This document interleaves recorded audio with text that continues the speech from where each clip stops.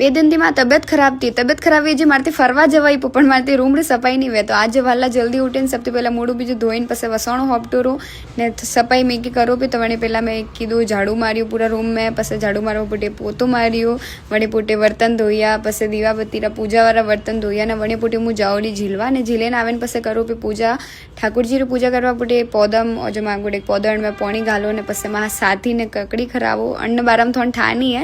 मैं सपाड़ीने राख्यो गणी पसे હું રોટી બીજી સોપડીને ટિફિન પેક કરીને આવરી કોમ માતે આટે મોસર બેતા દાણા હું ડિસ્ટર્બ કરતી હતી. પછી હું दोपहर में लंच में खाऊँ रोटी सब्जी मतलब પછી હોજ કામ હું નીકળું પછી ઘરે જવા સારું વનથી પહેલાં હું જાઉં પછી સલૂન મેં હેર વોશ કરાવવા પછી ઘરે આવીને ખાઉં રોટી સબ્જી